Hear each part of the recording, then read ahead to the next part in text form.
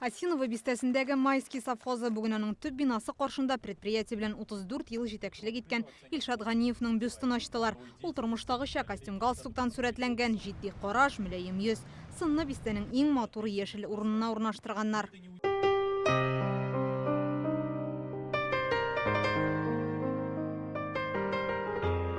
Бүген Илшат Ганиевны искә алырга җитәкчеләр, туганнары, дуслары, хезмәттәшләре җыелды. Дәүләт советы рәисе урынбасары Марат Әхмәтов аны министр булып эшләгән чактан ук белә.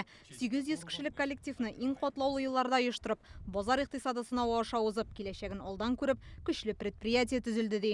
Һәр сүзе үлчәнгән, һәр фикере җөпләнгән, һәр гамәле акланган. Менә андый кешеләрне мин ихлас күңелдән әйтәм, әле бүген менә тулы бөтен яктан камил булган андый шәхесләрне әле очрашкан. Илшат Ганиев моннан нәкъ 1 ел элек арабыздан китеп барды. Бүген аның менеджер буларак талантында, кешелеклелек сыйфатларында искә алдылар. Илшат Газимович безнең өчен яшәү үрнәк җитәкчесе. 35 елдан җитәкче булып эшләп, шуның белән без 25 ел булга булышып, янәшә матур итеп хезмәт иттек.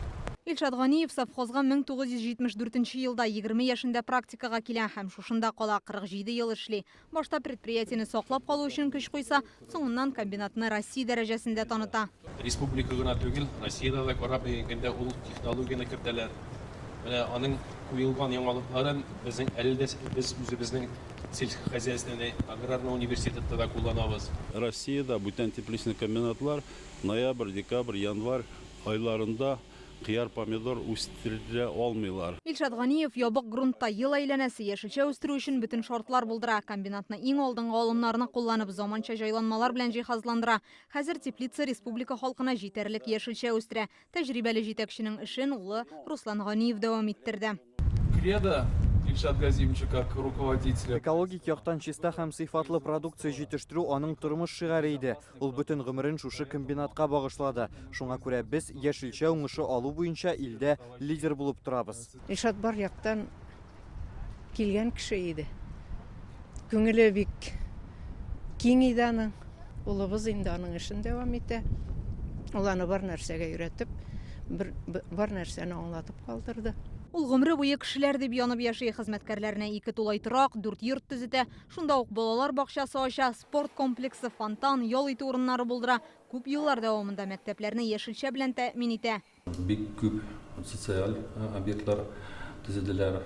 Илшат Газимович үзе бу якта бик зур өлеш кертте. Бик таләпчән, сүзендә тора торган, сиңа ярдәм итүче шундый яхшы хуҗа ел безнең. Первые русы, которые сейчас в этой теплице функционируют. Бүген совхозда үзенчәлекле музей ачылды. Монда коллективның эшчәнлеге белән танышырга була. Бер почмакта теплицада җитештерелгән яшелчә, аннан ясалган продукция урын алган. Диварда теплицаның үсеш еллары, комбинат тарихындагы мөһим вакыйгалардан фотолар урнаштырылган. Кәрәзле балга хәтле бар, чөнки биредә яшелчәләрне бал кортлары серкәләндерә. Ул да Илшат Ганиев гамәлгә керткән биологик технологияләрнең берсе. Илшат Ганиев хезмәт юлын гади агроном буларак башлый һәм директор дәрәҗәсенә ирешә.